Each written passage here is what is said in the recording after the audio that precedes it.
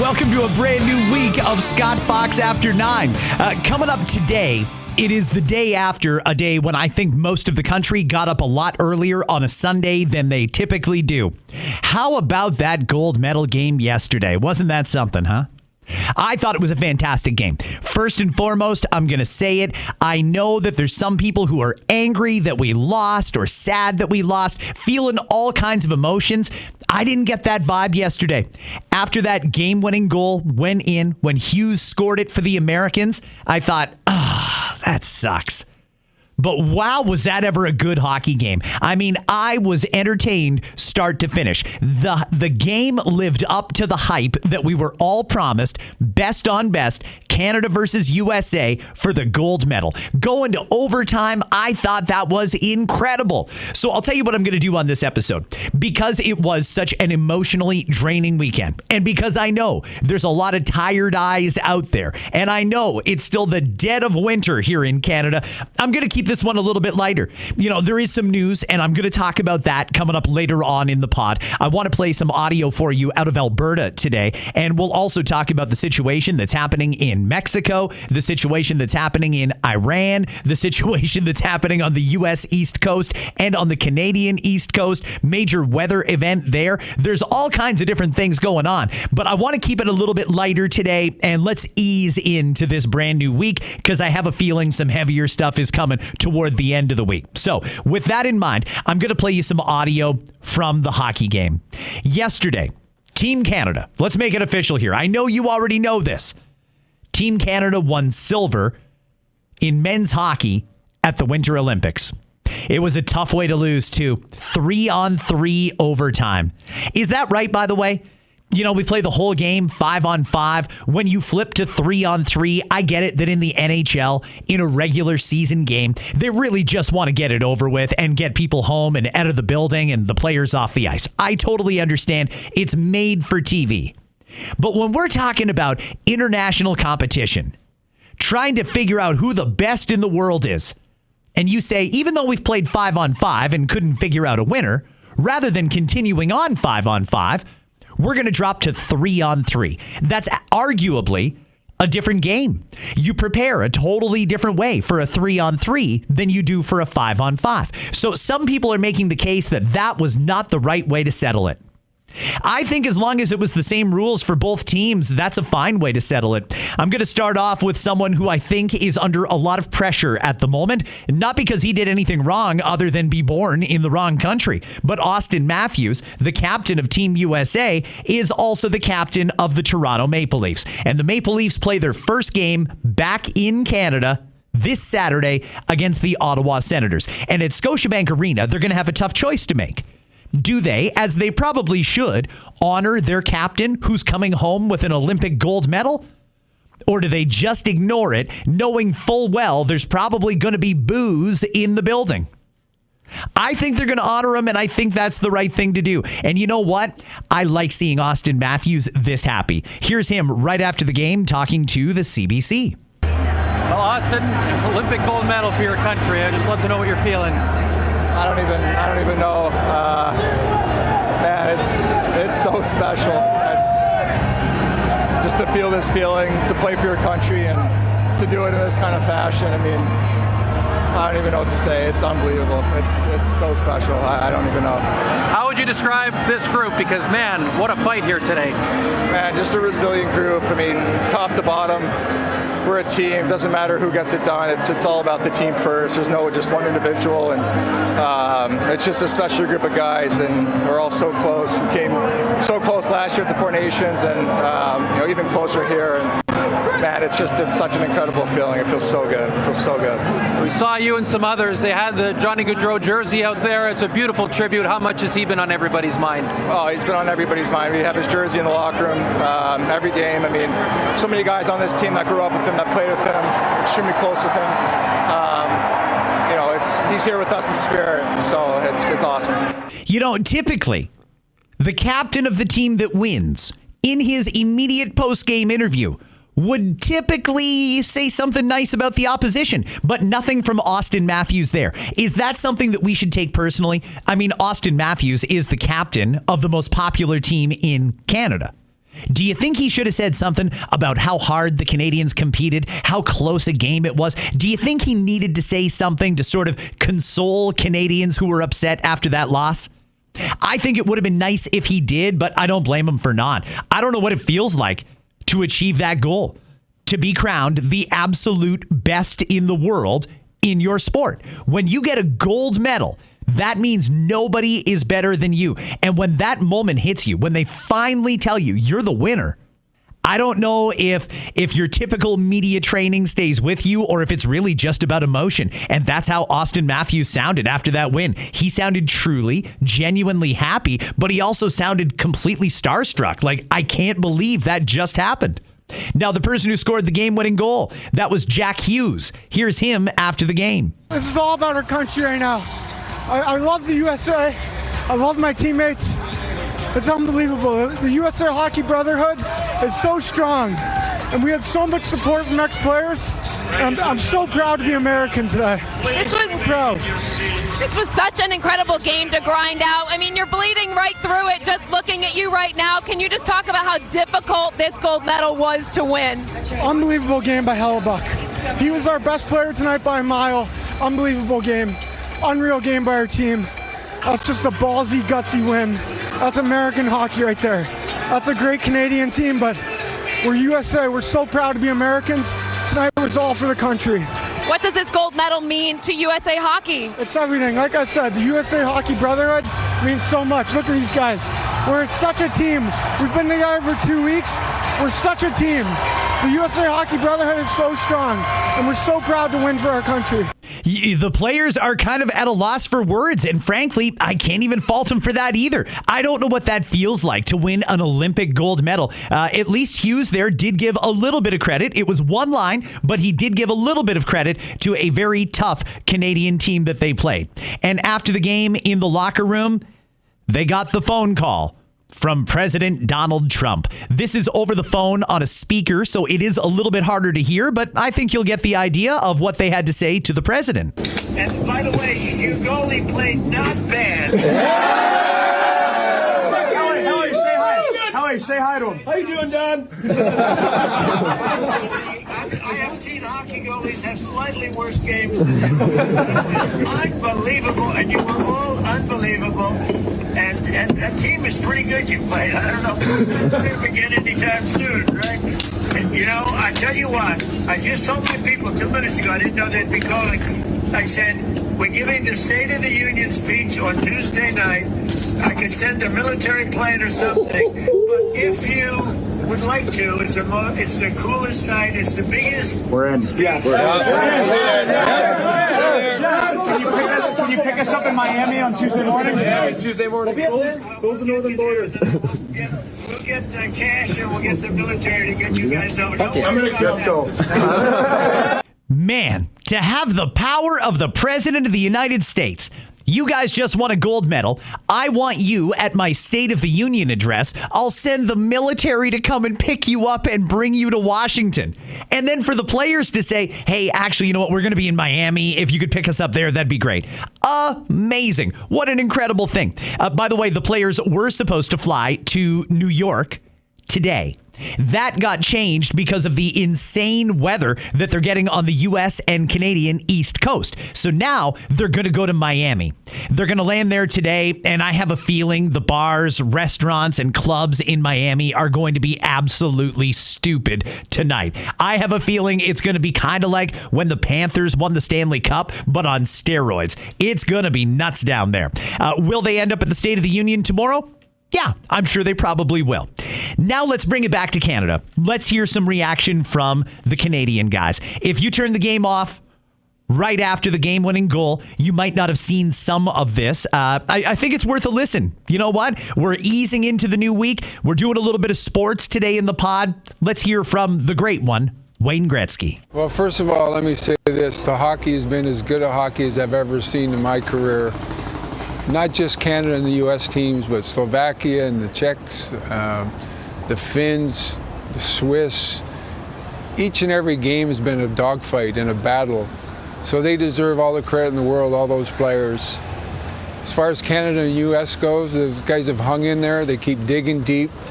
The best players have responded. The top guys on the U.S. team have played well. The top guys on Canada have played well. And when you get into these kind of moments, you need your best players to be the best players on the ice. And so both teams have that. Maybe over the years, the difference between the U.S. and Canada was there was so much pressure on the Canadian players because in Canada it's hockey. In the U.S. you have hockey, but you have basketball, football, baseball, golf, tennis. Our country is one sport. That's what we love, right? Now, because of the success and because of what the National Hockey League has done, the sport has grown so much in the United States that these guys are having some sort of similar pressure to what the Canadian kids are going through. So this is a pretty fair matchup, not only on the ice, but off the ice. And I expect it to be the best game of the tournament. These guys are elite level players, both sides, both well-coached teams. It's going to be really exciting for all the fans to watch. I don't know too many people that won't be watching this hockey game because this is going to be a classic. You know, full credit to Wayne Gretzky. That was him talking before the game.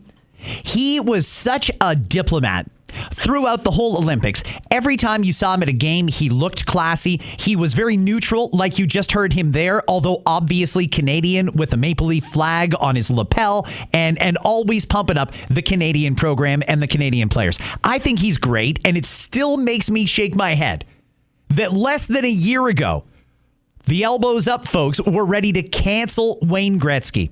Man, would that ever have been a mistake? Congratulations to Wayne. He did great over in Italy. I don't know if he was there just as an observer or if he was there in some sort of a formal capacity. The broadcasters wanted him there, or maybe the NHL wanted him there, but he was on TV quite a bit. I thought he handled himself very well, and he was a very classy representative of Canada.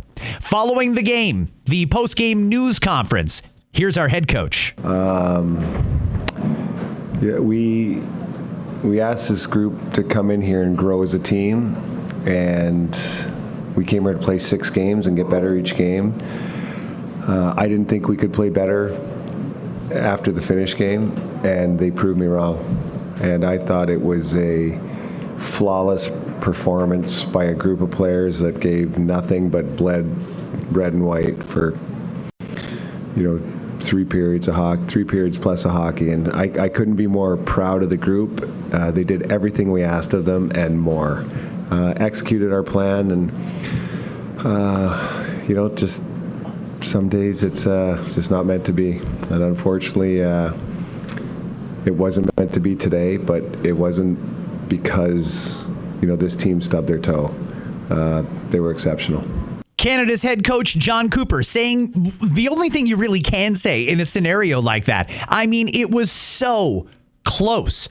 The fact that 3 periods couldn't solve that and they needed overtime shows you how evenly matched they were.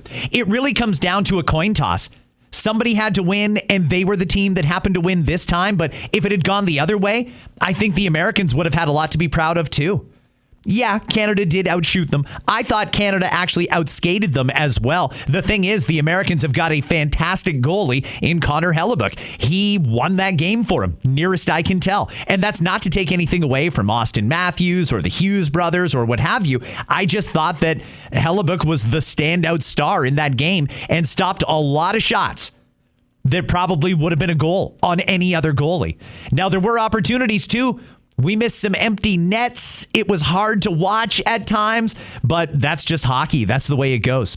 The coach did get asked a little bit about the 3-on-3 overtime. I think him and I are kind of on the same page on that one. There is a lot of hate overtime about format 3-on-3, and how do you think can maybe IHF to come back to format 5-on-5 in the overtime, especially the finals? Listen, the game is 60 minutes long, and it should end. And all the teams know the rules going into these beforehand, so you can't come up here and say, oh, we're the losing team because we lost 3 in a 3-on-3, that's not fair. We knew the rules coming in. We won a game in this tournament 3-on-3, so that's not the way it is. Is it the traditionalists want it a certain way? I'm sure they do.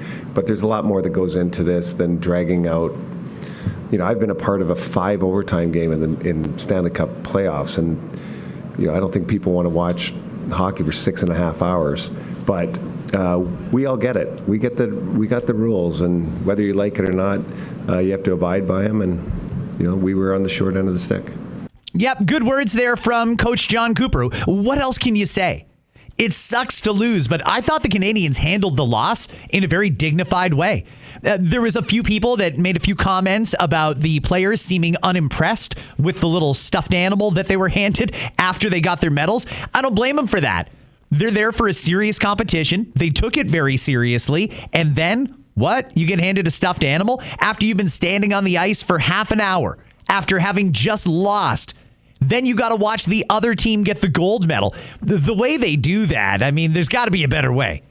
Let the teams go off the ice while you set up for the medal presentation. Bring them back on the ice for the medal presentation. That would make way more sense. The way they did it was awkward. Here's Nathan MacKinnon after the game. It's going to be a while before we get this chance back, and it just sucks.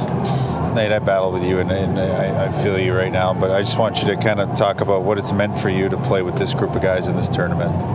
Yeah, it's been a blessing. I mean, it's, we were right there. I know everyone says it's a great group, but it's a really humble, selfless group. Just couldn't bury those chances. I mean, we had so many good looks. Really tilted that game. Tough one. Okay, I mean, he's obviously very muted. He's kind of reserved, and I don't blame him. I mean, it looked like MacKinnon in particular took that loss hard, and that's not entirely surprising. He did miss an open net. That would have been the game winner. He missed an open net. And I think Canadians are going to be thinking about that shot for a long time. Not that you should. I mean, hey, the coulda, shoulda, wouldas, they don't matter. At the end of the day, the U.S. won, and I'm okay with that. I'm not upset about it. I'm happy that we got to watch a good game. Just a couple more players that I want to play for you. This is Team Canada's Cale Makar. Experience times like this, and if anything, this is just the heaviest it feels. Obviously, it just you feel like you have the weight of the nation on your shoulders, and you want to make everybody proud. And at the same time, I feel like we do that. But obviously, our ultimate goal is to win it all, and you want to be the last team to win a game. And so unfortunately, couldn't get done tonight. Cale, I know it's tough, but for you, what has it meant? What has it meant to you to represent your country with this group of guys in this tournament right now? I mean, it's amazing. We really had a special group of guys in this room, and I don't think it's going to ever be matched. And that's the tough part. You want to work for everybody, every single guy that's sitting next to you. And this group of guys, it was very special. You walk up and down, or look up and down the lineup. It's character through and through, and we have so much skill and so much fight. And the amount of steps that it took for us to get here and get to this point, it's remarkable. But again, it's just unfortunate we couldn't find a way there. Hold your head high, Cale. There is no shame in winning a silver medal. I know gold was the goal, but silver is still an accomplishment too. One other person, and then I'm going to move on from the sports stuff because I've been on this for about 20 minutes now almost. Jordan Binnington is the goalie for Team Canada. He was the one who let in the goal that gave the Americans the gold medal. How does that feel? And are you like me? Do you feel bad for the goalie? I feel bad for the goalie's parents. My son and my daughter both played goal at various times in their sports careers, and it's tough to be a goalie parent. I think it's harder for a goalie parent than the goalie themselves because you just carry that extra pressure. Jordan Binnington, how are you feeling after the game? Obviously not the finish you wanted, but just how would you describe tonight? What a hockey game. We left it all out there, and we got to hold our heads high. A couple bounces the other way, and we have a better lead, and that's hockey, and this is gold medal game, overtime. What an experience, and just with this group of guys and just seeing the relentless tenacity we had all throughout the tournament, it's so special to be a part of, and I'm so grateful for it, and just lots of lessons like everything in life, and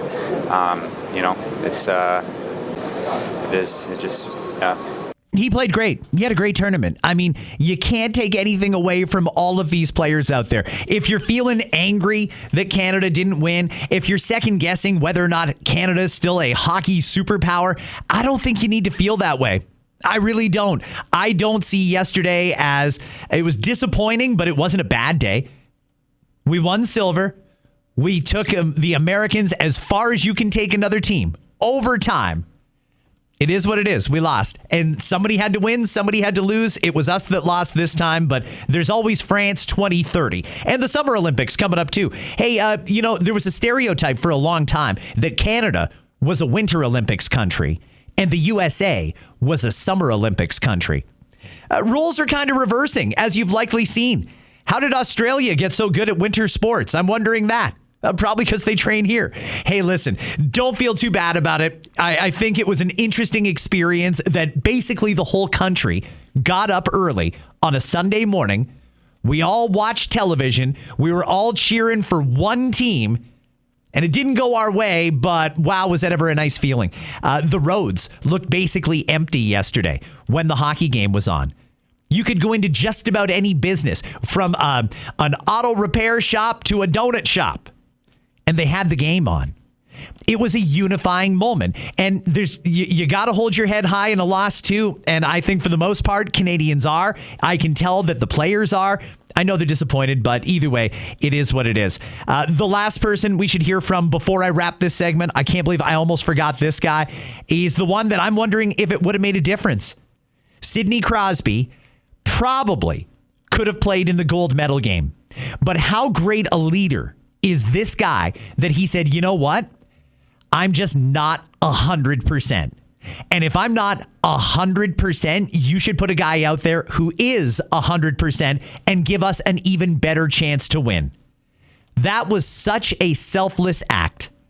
Now, did it cost us a gold medal? Maybe. I guess we'll never know. But either way, Sidney Crosby, the consummate professional, the consummate Canadian. Here is him talking to the media after the game. I can feel that it's a lot easier playing than watching, but I think everyone should be proud the way the team performed. I thought that obviously we did everything but score. We in every facet we were so good today. I thought we deserved better, and unfortunately, didn't come away with the win. How close did it come to you playing here in this gold medal game?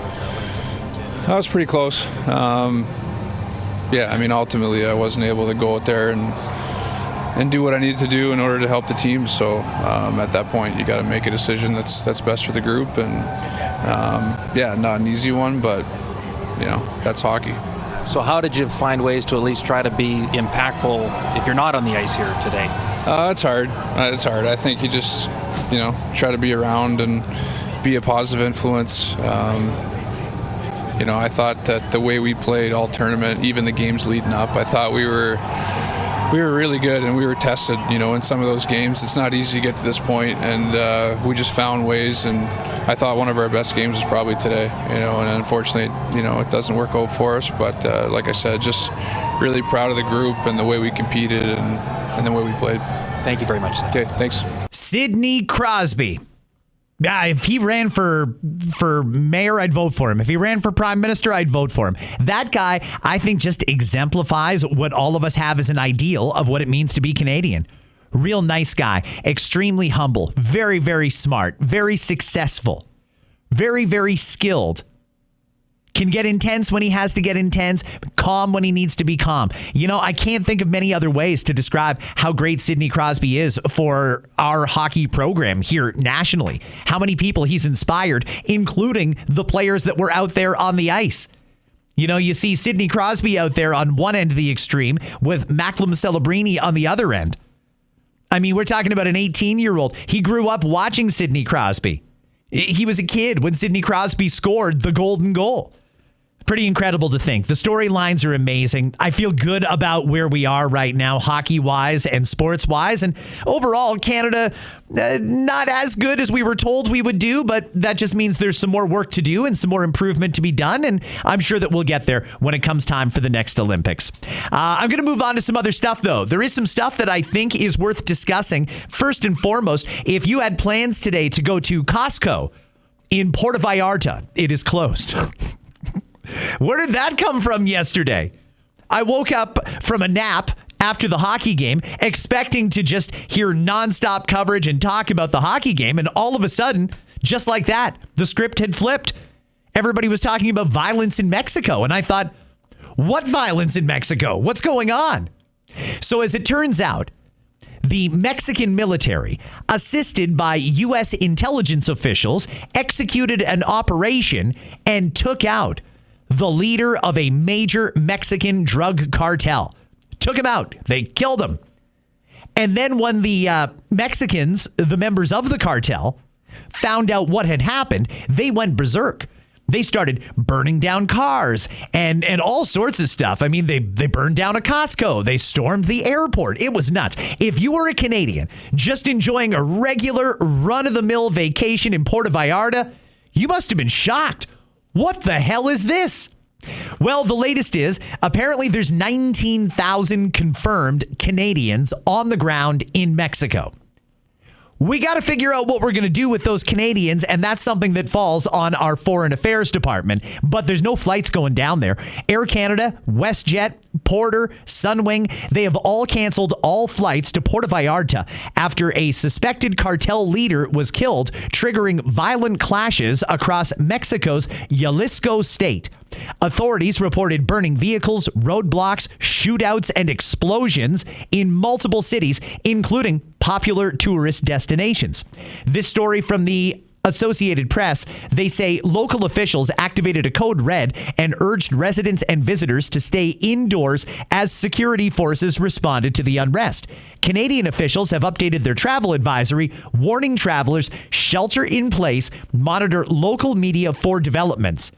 Airlines have introduced flexible change policies. Some passengers are facing extended stays as operations remain suspended. So we've got some people in Mexico that are going to have to stay in Mexico until we can figure out how to get them out safely. We've got a whole bunch of other Canadians, though, that were planning a trip to Mexico. Hey, it's almost spring break. I'm going to suggest that's probably not a good idea. I know there's probably some people that thought, 2 weeks, it'll calm down by then. We're still doing Mexico for March break.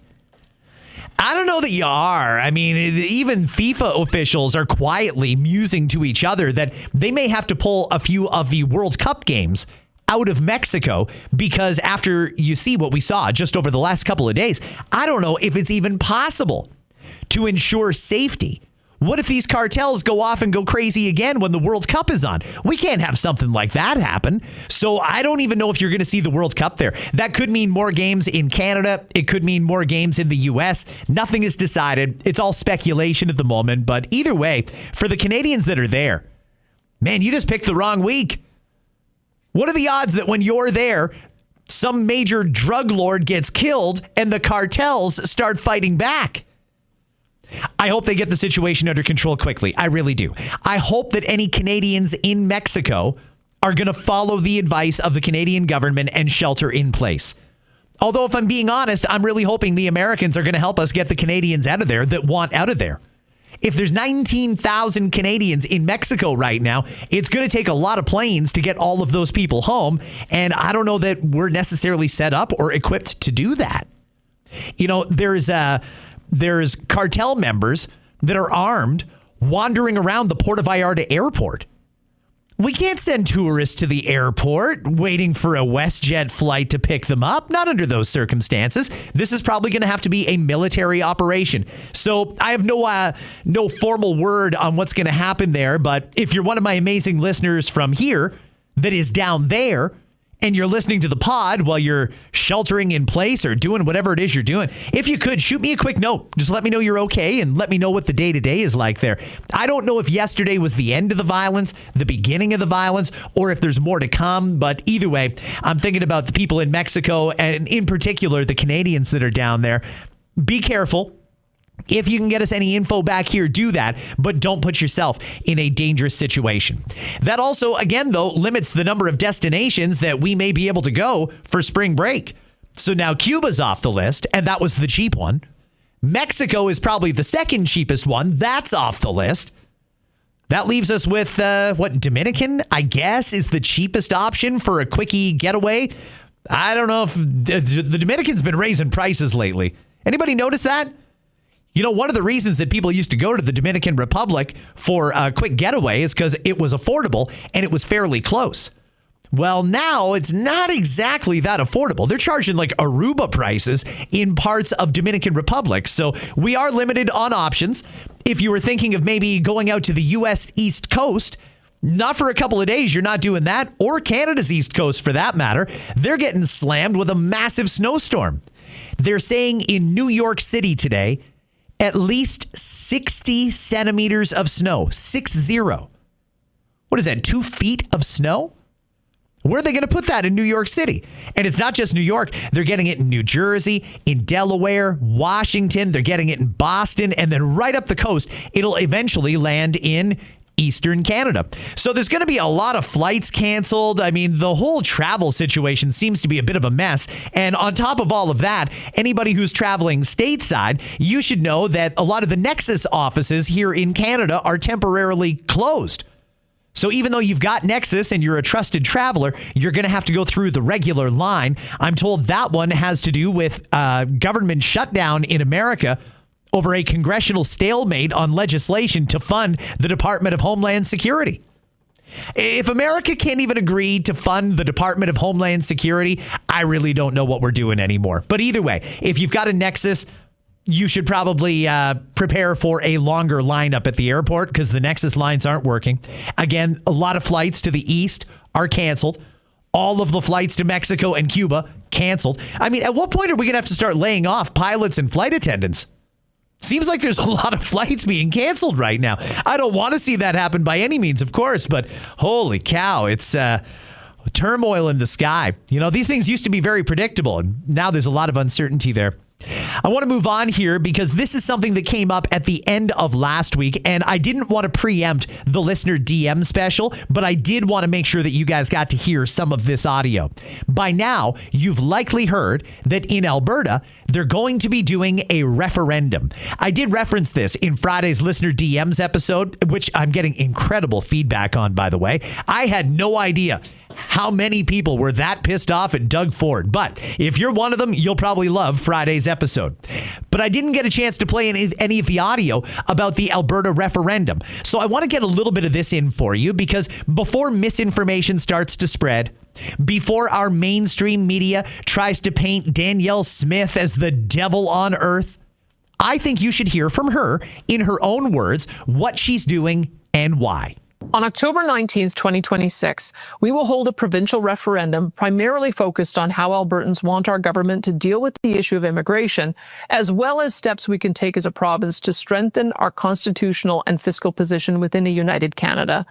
These were, far and away, the issues most strongly identified by Albertans during last year's Alberta Next panel, town halls, and online submissions. And in my view, it is time to act on them. The fact is, Alberta taxpayers can no longer be asked to continue to subsidize the entire country through equalization and federal transfers, permit the federal government to flood our borders with new arrivals, and then give free access to our most generous in the country social programs to anyone who moves here. This is not only grossly unfair to Alberta taxpayers, but also financially crippling and undercuts the quality of our healthcare, education, and other social services. The October 19th referendum will therefore include the following questions. Number 1. Do you support the government of Alberta taking increased control over immigration for the purpose of decreasing immigration to more sustainable levels, prioritizing economic migration, and ensuring Albertans have first priority to new employment opportunities? Number 2. Do you support the government of Alberta introducing a law mandating only Canadian citizens, permanent residents, and individuals with an Alberta-approved immigration status will be eligible for provincially funded programs, such as health, education, and other social services? Number 3, assuming that all citizens and permanent residents continue to qualify for social support programs as they do now, do you support the government of Alberta introducing a law requiring all individuals with a non-permanent legal immigration status to be resident in Alberta for at least 12 months before qualifying for any provincially funded social support programs? By the way, there's 9 questions that are going to be on the ballot so far. There could be more. So far, you've heard Danielle Smith outline the immigration-related ones, and I think those are all fair questions.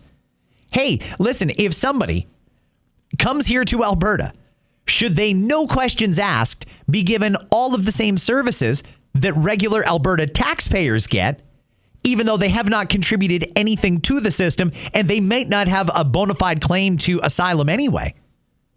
There are a lot of people that are in Canada that are not supposed to be.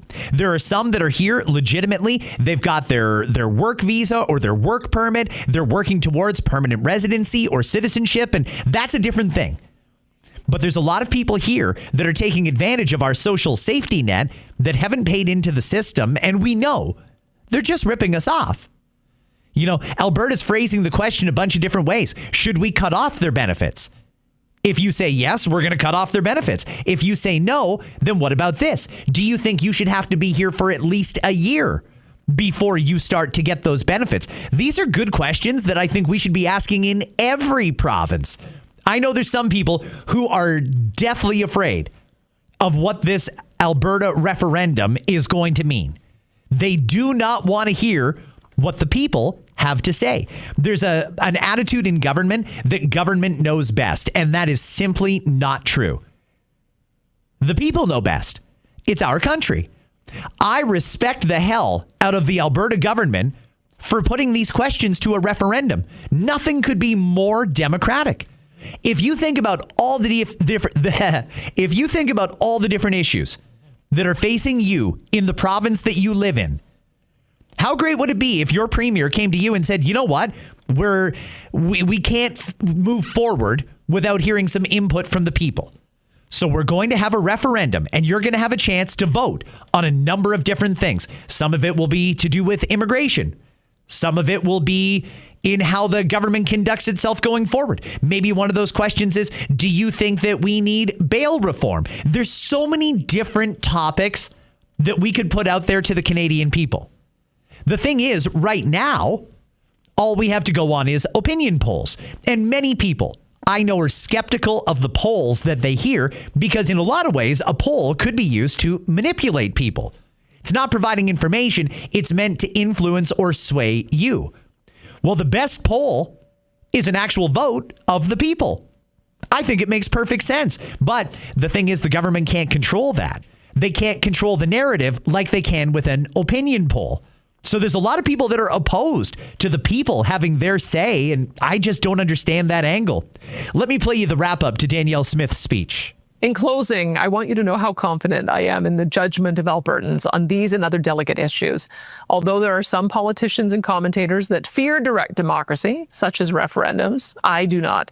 I trust the judgment of Albertans. I know that as a province, we will thoughtfully ponder, debate, and ultimately come to a wise decision on these questions that will benefit our families and our fellow Albertans for generations, just as we've always done. May our beautiful province forever remain strong and free. Thank you and good night. Big win there as far as I'm concerned from Danielle Smith. I thought that was the right thing to say, and I think that's the right thing to do. What if we did it annually? How about a national referendum once a year where our politicians have to come back to the people and get their say on things, and it should be binding. If we had a national referendum on immigration, very similar to how Alberta is doing their referendum on immigration, what do you think the vast majority of Canadians would say?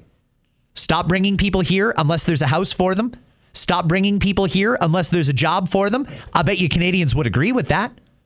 How about if you get denied an asylum claim, you have to leave right away. There's no, we just let you go and hopefully you'll leave, but if you don't, it's not really the end of the world. How about if you're deported or ordered to leave the country, your benefits stop then? Do you think Canadians would agree with that? But then what if the person gets hurt and they need to go to the hospital? We can't stick somebody with a $50,000 bill before we put them on a plane and send them elsewhere. Maybe we can, maybe we can't. That's something that the people should decide, though. I am all in favor of more referendums, and bravo, Danielle Smith. I think that is the right way to do it. Friends, thank you for checking out this episode of Scott Fox After 9. Good way to start off the week. A little bit of sports, a little bit of news. Clearly, there's a lot going on, and I think that's going to continue throughout the week. My advice to you, get gas.